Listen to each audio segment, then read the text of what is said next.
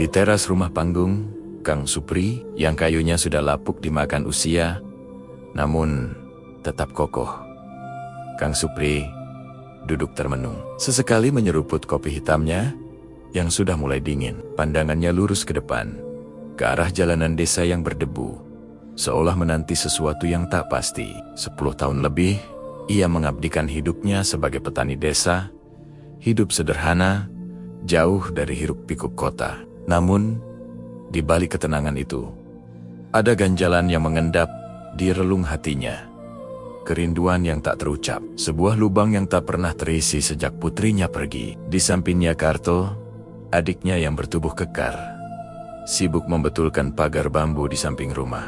Suara ayunan palunya sesekali memecah keheningan yang menyesakkan. Karto adalah sosok yang praktis, selalu sibuk dengan pekerjaan fisik, seolah ingin mengusir pikiran-pikiran yang mengganggu. Sementara Jarwo, tetangga sekaligus saudara ipar yang dikenal pendiam dan sering merenung, tampak tekun mengasah aritnya di bawah pohon nangka. Gerakannya lambat, matanya kosong, seperti jiwanya ikut terhisap panasnya terik matahari. Di dalam rumah, Ibu Supri bersama kedua putrinya, Ismi dan Darmi, tengah menyiapkan makan siang. Ismi, si sulung, kini sudah beranjak dewasa, mulai merasakan beban hidup, dan sesekali membantu ibunya menopang ekonomi keluarga. Darmi, si bungsu, masih polos dan ceria, menjadi satu-satunya sumber tawa yang tulus di rumah itu. Sesekali terdengar canda dan tawa mereka, meredakan sedikit ketegangan dari suasana kering dan gerah. Namun,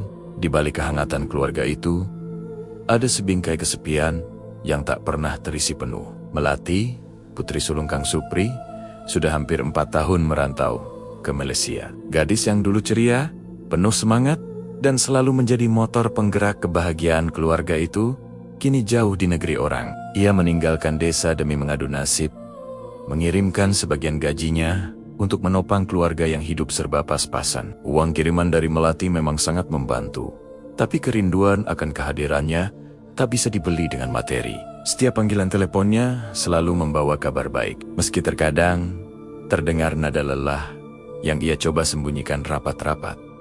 Nada yang membuat hati Ibu Supri mencelos. Harapan akan kepulangannya adalah doa yang tak henti-hentinya diucapkan Ibu Supri setiap malam, diiringi isak tangis rindu yang ia pendam sendiri dalam diam, agar tak membebani yang lain. Pada suatu sore, ketika matahari mulai condong ke barat, dan langit perlahan memerah di ufuk, menebarkan cahaya jingga yang lembut, sebuah taksi tua yang berdebu berhenti di ujung gang, menuju rumah Kang Supri. Seorang perempuan kurus, dengan kerudung kusam, menutupi hampir seluruh wajahnya. Turun dari mobil dengan langkah gontai, tampak sangat kelelahan, seolah menempuh perjalanan ribuan mil tanpa istirahat. Ia membawa tas ransel lusuh yang tampak terlalu besar untuk tubuhnya, yang kini terlihat sangat ringkih, seperti tak ada lagi tenaga dalam dirinya. Jantung Kang Supri berdegup kencang tak beraturan, memompa darah dengan liar. Ada siluet yang begitu dikenalnya,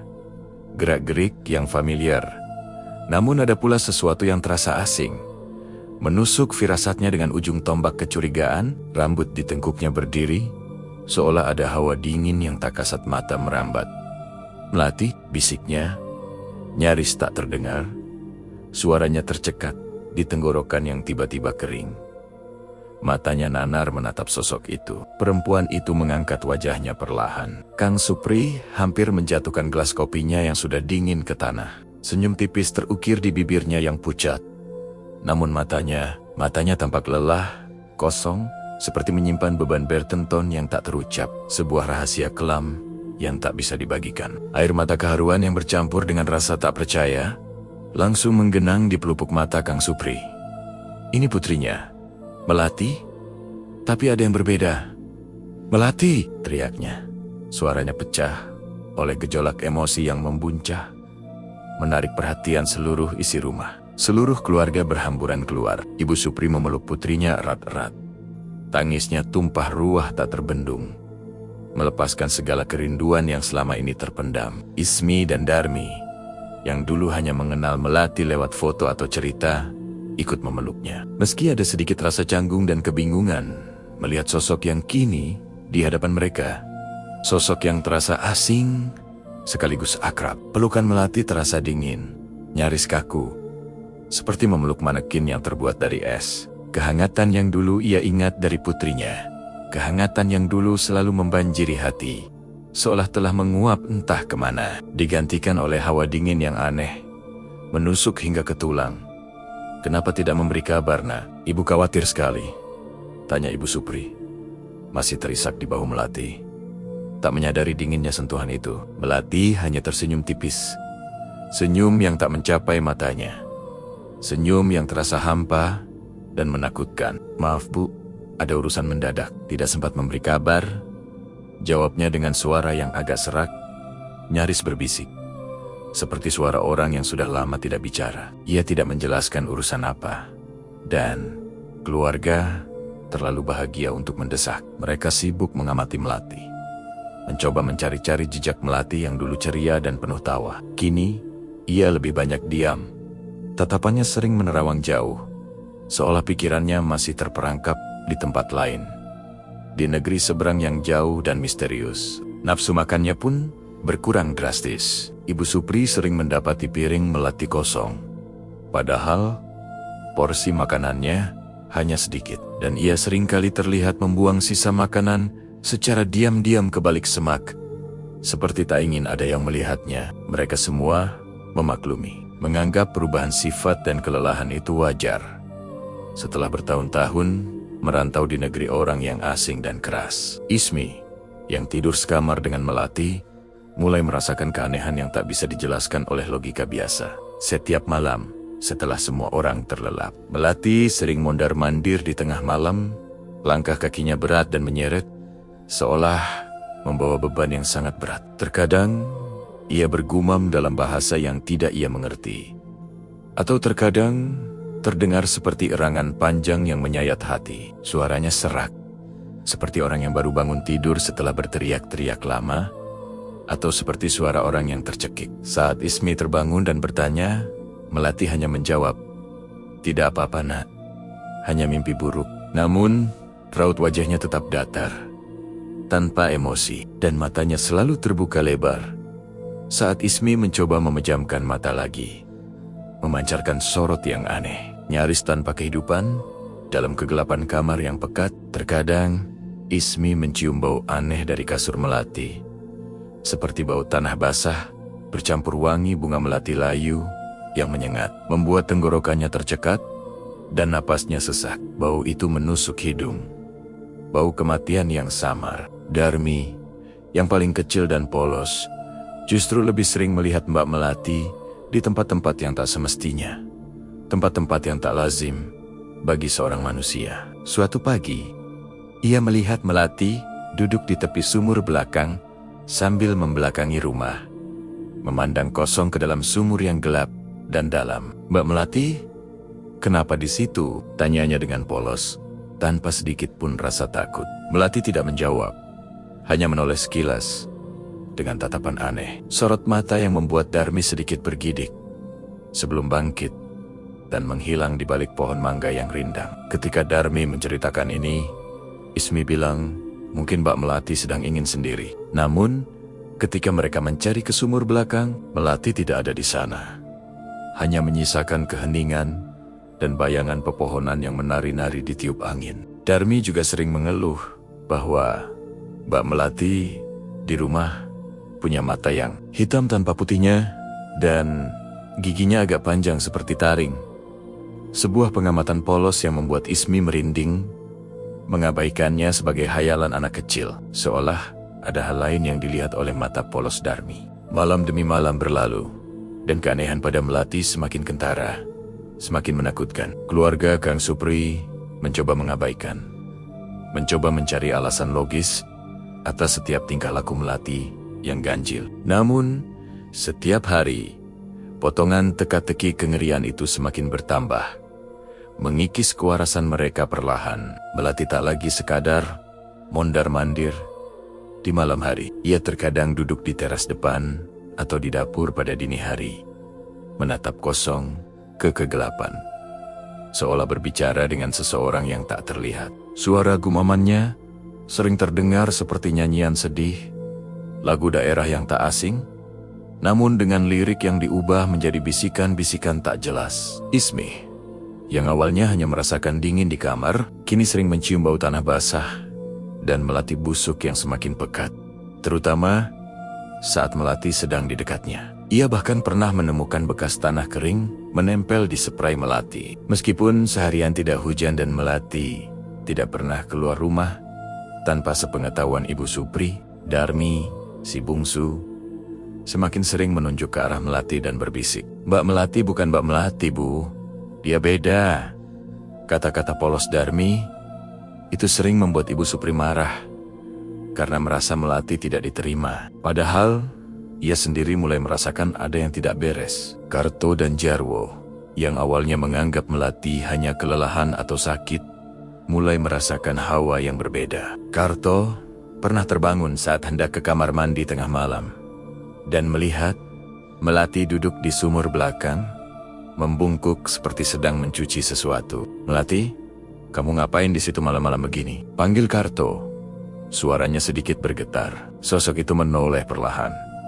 Dan Karto bersumpah ia melihat wajah Melati yang pucat pasi. Matanya hitam pekat seperti lubang, dan rambutnya yang basah kuyup terurai menutupi sebagian wajahnya. Sosok itu tersenyum, menampilkan deretan gigi yang sedikit lebih panjang dari normal, sebelum tiba-tiba lenyap di balik kegelapan pohon mangga. Karto tak bisa tidur semalaman setelah kejadian itu. Jarwo juga pernah melihat Melati duduk di kursi goyang di teras. Membelakanginya, menyanyikan lagu Nina Bobo dengan suara parau yang sama sekali bukan suara Melati, melainkan suara berat, serak, dan penuh kesedihan yang mencekam. Puncaknya terjadi pada malam ke-7 setelah kepulangan Melati.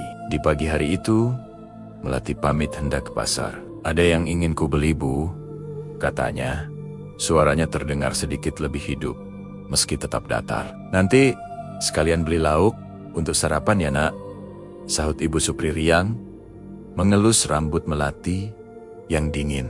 Melati mengangguk, lalu menghilang di balik pintu, melangkah ke jalanan desa yang masih remang oleh embun pagi dan kabut tipis, menuju arah pasar. Keluarga melambai, tanpa tahu bahwa itu adalah lambaian terakhir mereka untuk sosok yang mereka kira Melati. Lambaian perpisahan yang akan menghantui mereka selamanya.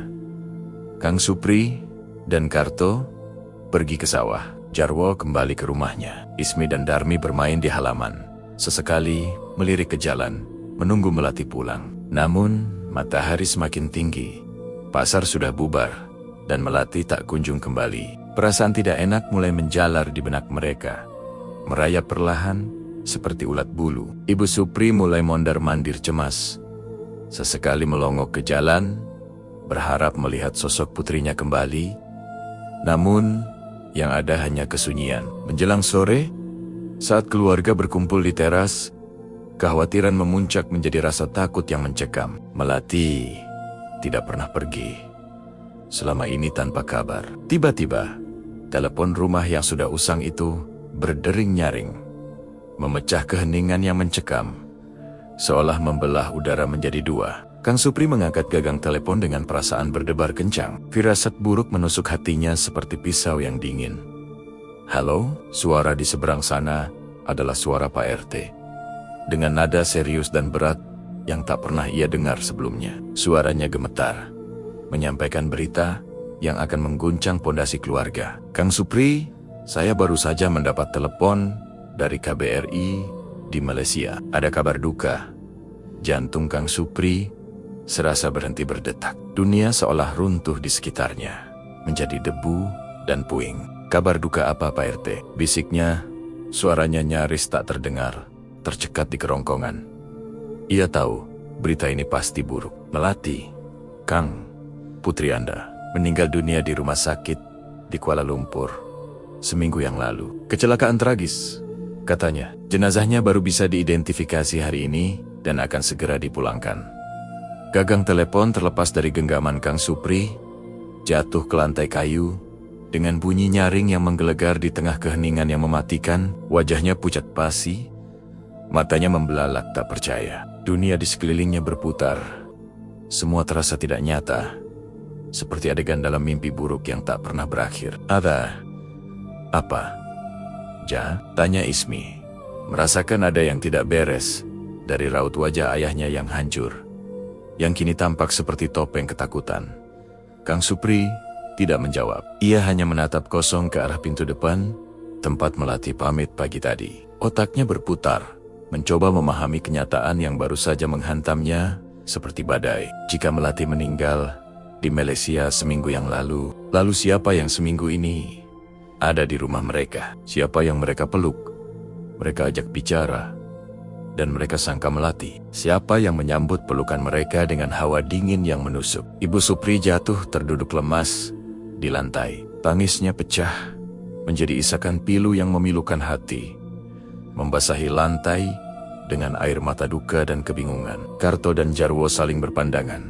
Wajah mereka sama-sama dipenuhi kebingungan dan ketakutan yang mendalam. Mereka telah menghabiskan seminggu penuh dengan seseorang yang bukan Melati, dengan sebuah penjelmaan yang tak mereka kenali, namun menipu indera mereka dengan sempurna. Malam itu, rumah Kang Supri diselimuti ketakutan yang pekat, menusuk hingga ke sumsum. Kabar kematian Melati di Malaysia telah tersebar di desa.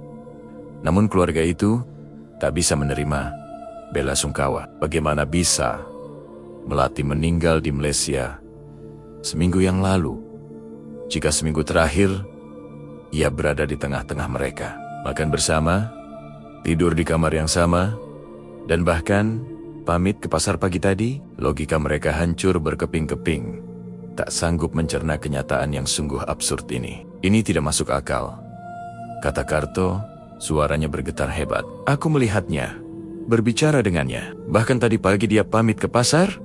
Aku melihatnya dengan mataku sendiri." Kang Supri hanya bisa menggeleng. Kepalanya terasa pening dan sakit, seolah ada beban berat yang menghimpit otaknya. "Aku juga, kita semua melihatnya. Tapi Pak RT bilang Melati meninggal seminggu yang lalu, saat ia seharusnya tiba di rumah kita." Ia terdiam, memandang kosong ke arah pintu kamar Melati. Mereka mencoba mencari jejak Melati di pasar, bertanya kepada pedagang satu persatu. Namun tak ada satupun yang melihat sosok Melati pagi itu. Seolah sosok yang mereka sebut Melati pagi itu hanya bayangan yang lenyap bersama cahaya matahari, tak meninggalkan bekas apapun. Tak ada saksi yang melihatnya. Rumah yang tadinya hangat dan penuh canda, kini terasa dingin dan mencekam. Seolah hawa kematian merasuk ke setiap sudut, setiap celah. Bau Melati yang memabukkan, yang terkadang bercampur dengan bau anyir, samar darah, kini menjadi aroma permanen yang membuat perut mual dan kepala pening tak tertahankan, mencekik setiap napas dan pikiran. Darmi merengek di pelukan Ibu Supri, wajahnya ketakutan setengah mati. Air matanya tak henti mengalir. Mbak Melati yang di rumah beda, Bu. Matanya hitam tanpa putihnya, dan giginya agak panjang seperti taring, seperti gigi binatang. Darmi kecil yang polos ternyata telah melihat sesuatu yang jauh lebih mengerikan daripada sekadar bayangan. Ia melihat kebenaran yang tak terucap. Ismi teringat gumaman Melati di tengah malam. Bahasa aneh yang terdengar seperti erangan atau bisikan tanpa makna. Bahasa yang bukan berasal dari dunia manusia, dan tatapan kosong itu, sorot mata yang tak pernah benar-benar hidup, kini terasa seperti tatapan dari alam lain, dari dunia yang berbeda, menembus jiwanya. Ketakutan itu kini berubah menjadi teror nyata yang siap mencengkeram mereka, menghancurkan kewarasan mereka. Siapa atau apa yang telah mereka sambut ke dalam rumah, ke dalam keluarga mereka. Malam itu, saat Kang Supri mencoba memejamkan mata di kamarnya yang gelap gulita, ia mendengar suara langkah kaki menyeret di dapur. Lambat, berat, seperti langkah Melati yang gontai. Lalu, sebuah bisikan dingin menerpa telinganya. Tepat di samping, menembus kegelapan dan keheningan. "Aku pulang, Ayah." Kang Supri membuka mata. Jantungnya berdebar hebat. berdentum di dada, seolah ingin lepas dari rongganya. Tidak ada siapa-siapa di sampingnya. Namun, di sudut kamarnya, di bawah sorot lampu tidur yang remang, sebuah kerudung kusam yang selalu dipakai Melati. Kerudung yang tadi pagi ia kenakan, tergeletak di lantai. Kerudung itu basah kuyup, dan di bawahnya ada jejak telapak kaki lumpur yang basah. Padahal, lantai rumah mereka kering kerontangan, dan tidak ada hujan seharian. Tanah di luar pun sudah sangat kering. Ia tahu, ini baru permulaan dari sebuah mimpi buruk yang baru saja dimulai. Sebuah mimpi buruk yang tak akan berakhir sampai kebenaran terungkap. Teror yang melanda keluarga Kang Supri semakin menjadi-jadi setelah pengumuman kematian Melati. Rumah yang tadinya hangat kini terasa dingin, seolah hawa dingin dari kuburan merasuk ke setiap sudut. Penampakan Melati semakin sering terjadi, lebih nyata dan semakin agresif. Ismi sering menemukan barang-barang pribadi Melati yang dulu rapi, kini berserakan acak di tempat-tempat tak terduga, seolah ada yang bermain-main dengan mereka. Suatu malam, Dami terbangun karena merasa ada yang menarik kakinya. Saat ia melihat ke bawah ranjang, sepasang mata hitam tanpa putihnya menatapnya. Lalu sebuah tangan pucat berlumuran tanah muncul, melambai pelan sebelum menghilang. Darmi menjerit histeris, membuat seisi rumah terbangun. Keluarga itu tidak bisa lagi hidup tenang. Ibu Supri sering jatuh sakit, demam tinggi, dan mulai berbicara sendiri, memanggil-manggil nama Melati. Karto dan Jarwo, yang biasanya tegar, kini terlihat sangat lelah. Lingkaran hitam pekat di bawah mata mereka semakin dalam. Mereka tahu, ini bukan lagi sekadar hantu biasa, tapi sesuatu yang lebih jahat. Sesuatu yang bermain-main dengan mereka. Bau Melati yang memabukkan, bercampur bau anyir dan tanah basah, kini menjadi aroma permanen yang membuat perut mual dan kepala pening tak tertahankan. Mencekik setiap napas. Kita tidak bisa begini terus, seru Kang Supri suatu pagi. Suaranya parau karena kurang tidur. Kita harus mencari bantuan Mbah Kiai Hadi. Hanya beliau yang mungkin tahu apa ini. Jarwo dan Karto mengangguk setuju. Sudah tidak ada lagi keraguan di mata mereka. Maka, dengan hati yang berat dan penuh ketakutan, Kang Supri, Karto, dan Jarwo pergi ke rumah Mbah Kiai Hadi, seorang sesepuh dan ahli spiritual terkemuka di desa seberang. Rumah Mbah Kiai berada jauh dari keramaian, di tengah ladang jagung, memancarkan aura ketenangan yang menyejukkan. Mbah Kiai Hadi mendengarkan cerita mereka dengan saksama. Sesekali memejamkan mata, merasakan aura berat dan dingin yang diboyong ketiga lelaki itu. Aura yang ia kenali sebagai pertanda buruk. Melati.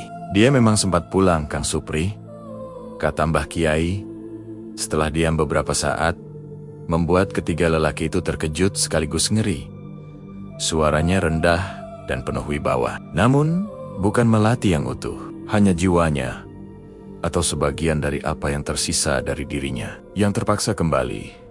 Mbah Kiai menjelaskan bahwa Melati telah meninggal di Malaysia. Bukan kecelakaan biasa seperti yang dikabarkan KBRI. Ia tewas dalam sebuah kejadian yang berkaitan dengan sebuah perjanjian gelap yang ia buat di perantauan. Tubuhnya ditemukan dalam kondisi mengenaskan, sulit diidentifikasi, sehingga baru kabar kematiannya sampai kepada keluarga setelah seminggu berlalu. Ini menjelaskan mengapa ada jeda waktu antara kematian Melati yang sebenarnya dan kabar yang sampai ke desa. Jiwa Melati yang sejati, karena ikatan batin yang sangat kuat dengan keluarga, mencoba untuk kembali. Namun, karena kematiannya yang tragis dan cara yang tidak wajar, jiwanya tidak bisa pulang dengan tenang. Ada kekuatan lain dari alam kegelapan yang memanfaatkan celah ini. Kekuatan itu sebuah penjelmaan yang menyerupai dirinya, meniru wujud Melati. Dia pulang ke rumah kalian, jelas Mbah Kiai. Suaranya rendah dan serius, menjelaskan setiap detail dengan hati-hati. Dia datang untuk menagih apa yang telah Melati janjikan kepadanya. Atau mungkin untuk menuntut sesuatu yang belum terpenuhi dari perjanjian itu. Dia datang untuk menyelesaikan urusan yang belum tuntas. Keluarga itu terdiam, dicengkeram kengerian yang semakin dalam. Jadi, selama seminggu itu, mereka hidup bersama sebuah penjelmaan dari alam gelap yang menyamar sebagai putri mereka. Sebuah ilusi yang menakutkan, berbau kematian, membawa teror yang tak terbayangkan. Mbah Kiai setuju untuk membantu. Malam itu, Mbah Kiai Hadi datang ke rumah Kang Supri, membawa beberapa perlengkapan ritual dan kitab suci yang sudah usang. Suasana tegang dan mencekam menyelimuti. Mbah Kiai meminta keluarga untuk berkumpul di ruang tengah, menyalakan lilin, dan memanjatkan doa bersama. Aura di rumah itu terasa sangat berat, dingin, dan kental dengan kehadiran tak kasat mata. Kehadiran yang bisa dirasakan oleh siapa saja. Saat Mbah Kiai mulai membaca doa-doa dan ayat-ayat suci dengan khusyuk, suaranya bergetar, namun penuh kekuatan spiritual. Hawa di dalam rumah semakin dingin, menusuk hingga ke tulang. Lilin-lilin berkedip liar. Apinya menari-nari, seolah ditiup angin tak kasat mata yang kuat. Tiba-tiba, suara tawa melengking terdengar dari sudut rumah, diikuti dengan tangisan pilu yang menyerupai suara melati, namun lebih berat dan mengerikan, seperti tangisan dari neraka. "Melati, Melati, nak, kamu di mana?" teriak Ibu Supri, panik, hendak berlari mencari sumber suara, namun kakinya terasa kaku. "Jangan hiraukan, Bu, tetap di sini," seru Kang Supri, menahan Ibu Supri yang meronta dengan kekuatan penuh, takut jika istrinya mendekati bahaya. Kemudian, dari kamar Melati, terdengar suara langkah kaki yang menyeret. Lambat, semakin dekat, diiringi suara gemeretak tulang. Sebuah sosok bayangan muncul di ambang pintu. Semakin jelas, membentuk wujud Melati. Wajahnya pucat pasi, rambutnya terurai acak-acakan. Matanya yang tadi Mbah Kiai sebut sebagai mata kosong, kini memancarkan cahaya merah mengerikan, bagai bara api neraka yang menyala-nyala. Bibirnya tersenyum, tapi bukan senyum manusia, melainkan seringai lebar yang memperlihatkan deretan gigi runcing yang tak wajar, seperti taring binatang buas. Tubuhnya seperti mengeluarkan uap dingin yang membekukan, membuat seluruh ruangan terasa seperti lemari es. "Mengapa kalian mengusirku? Aku pulang ke rumahku. Aku sudah menepati janjiku." Suaranya melengking, bergaung di seluruh ruangan, membuat telinga berdenging sakit tak tertahankan. Merobek gendang telinga, Darmi menjerit ketakutan, menyembunyikan wajahnya di balik tubuh Ismi yang gemetar. Ismi memeluk adiknya erat-erat. Seluruh tubuhnya gemetar ketakutan, namun ia mencoba setegar mungkin demi Darmi. Kang Supri, Karto, dan Jarwo bangkit, tapi Mbah Kiai mengangkat tangan, memberi isyarat agar mereka tetap di tempat, tidak terpancing emosi dan ketakutan yang akan memperburuk keadaan. Mbah Kiai Hadi melangkah maju. Tangannya menggenggam tasbih kayu, matanya memancarkan ketegasan yang luar biasa. "Engkau bukan Melati, lepaskan jiwa ini. Jangan kau bawa ke kegelapan, kembalikan apa yang bukan milikmu. Pergilah, aku Melati, aku pulang." Mereka semua melihatku. Aku sudah memberikan apa yang kuperlukan untuk kembali, teriak penjelmaan itu. Suaranya mulai berubah menjadi geraman dalam yang mengerikan. Wajahnya mulai mencair. Kulitnya terkelupas memperlihatkan daging busuk kehijauan di bawahnya. Belatung-belatung kecil tampak bergerak. Aroma anyir dan busuk menyengat hidung. Bercampur bau melati busuk yang semakin pekat, membuat semua orang mual dan ingin muntah. Pertarungan spiritual dimulai. Mbah Kiai terus membacakan ayat-ayat suci. Suaranya keras dan bergetar, namun penuh kekuatan spiritual yang luar biasa. Penjelmaan itu meraung. Dinding-dinding rumah bergetar hebat.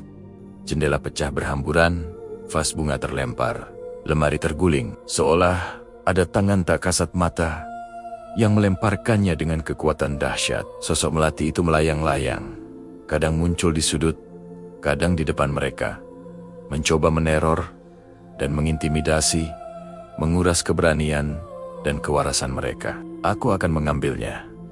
Dia sudah berjanji. Dia berjanji akan memberikan bagiannya demi bisa kembali. Demi kalian. Dia ingin pulang. Dia ingin dilihat. Dan aku mengabulkannya, raung penjelmaan itu. Kini wujudnya berubah menjadi makhluk hitam pekat dengan mata merah menyala yang berkobar-kobar. dan tangan yang panjang menjulur seperti cakar tajam. Suaranya menggelegar, memenuhi setiap sudut rumah. Keluarga itu terkejut. Lebih dari sekadar terkejut, mereka merasa hancur. Melati terlibat perjanjian gelap, memberikan bagiannya. Apa maksud semua ini? Mereka saling pandang. Raut wajah mereka menunjukkan ketidakpercayaan yang menyakitkan, bercampur dengan ketakutan yang tak terhingga. Mbak Kiai Adi, dengan seluruh kekuatannya, menunjuk ke arah penjelmaan itu. Pulanglah ke tempatmu, jangan ganggu jiwa yang telah pergi. Kembalikan apa yang bukan milikmu. Perjanjian itu batal dengan terungkapnya kebenaran. Pergilah. Penjelmaan itu menjerit kesakitan, tubuhnya mengepulkan asap hitam tebal, seolah terbakar dari dalam. Ia berusaha menyerang Mbah Kiai, tapi seolah terhalang oleh dinding tak kasat mata yang memancarkan cahaya putih yang menyilaukan.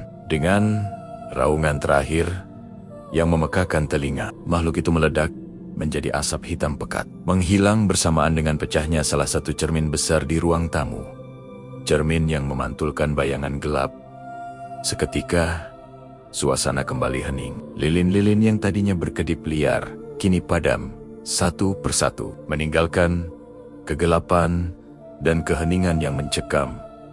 Hanya menyisakan bau hangus dan anyir. Mbah Kiai Hadi terhuyung, nyaris jatuh, namun Karto sigap menangkapnya. Ia terlihat sangat kelelahan. Seluruh tubuhnya gemetar, dan keringat dingin membasahi wajahnya. Sudah selesai, Mbah Kiai berbisik, suaranya lemah dan parau. Makhluk itu sudah kembali ke alamnya, jiwa Melati. Mungkin kini sudah lebih tenang. Dia memang sempat terperangkap oleh janjinya, tapi kini sudah bebas. Keluarga itu menangis. Kali ini tangisan lega yang bercampur kesedihan mendalam dan kebingungan yang tak berkesudahan. Melati mereka benar-benar telah tiada. Dan mereka baru saja berhadapan dengan sesuatu yang jauh lebih mengerikan daripada sekadar kematian. Kenyataan bahwa Melati terlibat dalam perjanjian gelap itu menghantam mereka seperti palu godam, menghancurkan citra Melati yang mereka kenal selama ini. Keesokan harinya, rumah itu dibersihkan. Sisa-sisa kehancuran dibenahi. Keluarga Kang Supri mencoba memulai hidup baru, mencoba berdamai dengan kenyataan pahit tentang Melati. Jenazah Melati yang sesungguhnya sudah tiba beberapa hari kemudian dimakamkan dengan hikmat, tanpa memberitahu detail kematiannya yang sebenarnya kepada warga desa. Keluarga bersepakat untuk menyimpan rahasia kelam itu demi menjaga nama baik Melati dan agar desa tetap tenang. Beberapa hari kemudian, saat Ismi membersihkan kamar yang dulu ditempati Melati, kamar yang kini terasa sangat kosong dan dingin, seperti kuburan, ia menemukan sesuatu di bawah kasur. Sebuah kotak kayu kecil, usang, yang Melati bawa dari Malaysia. Di dalamnya ada perhiasan imitasi dan beberapa foto lama yang sudah pudar. Tapi di antara semua itu, ada sebuah jimat kecil yang terbuat dari akar wangi kering, diikat dengan benang hitam pekat, dan dihiasi dengan ukiran aksara yang aneh. Bukan aksara biasa. Jimat itu memancarkan bau Melati yang kuat. Namun juga samar-samar tercium bau anyir yang tak sedap. Persis seperti bau yang ia cium dari kasur Melati setiap malam. "Ini apa, Ismi?" tanya Darmi, yang ikut melihat dengan rasa penasaran campur takut. Matanya membesar. Ismi mengambil jimat itu. Dan tiba-tiba, tangannya terasa dingin sekali. Seolah memegang bongkahan es. Rasa dinginnya merambat hingga ke lengan. Di baliknya, diukir dengan tulisan kasar, terbaca sebuah kalimat yang membuat darah Ismi berdesir, membeku di pembuluh darahnya, pengikat raga, penukar waktu, harga, jiwa kembali. Ismi teringat kata-kata Mbah Kiai tentang perjanjian dan kekuatan yang memanfaatkan kekosongan jiwa Melati. Ia juga teringat bagaimana Melati di rumah itu sangat menjaga barang-barang pribadinya, tidak mengizinkan siapapun menyentuhnya. Jimat ini pasti adalah bagian dari perjanjian itu. Kang Supri, yang kebetulan lewat, melihat jimat itu di tangan Ismi. Wajahnya seketika pucat pasi, matanya membelalak kaget, seolah melihat hantu. Ia ingat pernah melihat jimat serupa di tangan Melati Beberapa hari sebelum ia meninggal, atau lebih tepatnya, sebelum ia dikabarkan meninggal, Melati sempat berdalih, itu hanyalah jimat keberuntungan dari seorang teman di Malaysia. Tapi kini, semua potongan teka-teki itu mulai menyatu, membentuk gambaran yang sangat mengerikan dan tak terbayangkan. Jimat itu bukan hanya pengikat raga bagi penjelmaan yang meniru Melati. Tapi lebih dari itu adalah kunci dari perjanjian yang Melati buat. Dia tidak hanya meninggal secara tragis, tetapi secara sadar membuat perjanjian dengan kegelapan untuk bisa pulang dan melihat keluarganya lagi. Bahkan jika hanya untuk 1 minggu dan dalam wujud yang tidak sepenuhnya utuh, ia menukarnya dengan jiwanya sendiri. Kekuatan gelap yang mereka hadapi bukanlah hanya penjelmaan yang kebetulan lewat, melainkan penjaga perjanjian yang diutus untuk memastikan Melati memenuhi bagiannya. Melati yang mereka sambut selama seminggu itu adalah wujud fisik dari janjinya, sebuah proyeksi yang kekuatan gelap itu ciptakan, yang akan menghilang setelah waktu tukar habis, mengambil sisa-sisa energi jiwanya untuk selamanya. Teror itu mungkin telah usai secara fisik. Penjelmaan itu telah pergi. Namun, jejak kegelapan yang dibawa Melati dari Malaysia dan yang sempat menghantui keluarga mereka, ternyata belum sepenuhnya hilang. Jimat itu, sebuah peninggalan dari Melati yang palsu, atau mungkin peninggalan dari perjanjian Melati yang sebenarnya, tetap ada. Teror itu adalah harga yang harus dibayar oleh keluarga atas pilihan putrinya.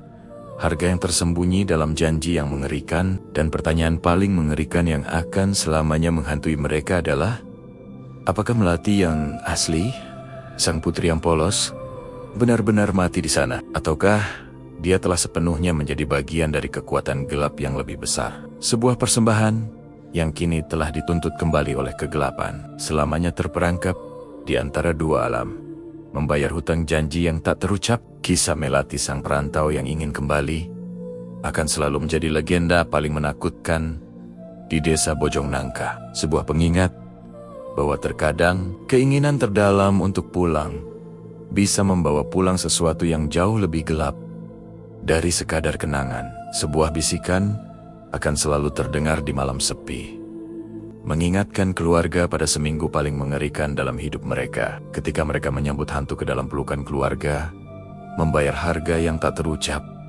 dan selamanya hidup dalam bayang-bayang janji gelap Melati.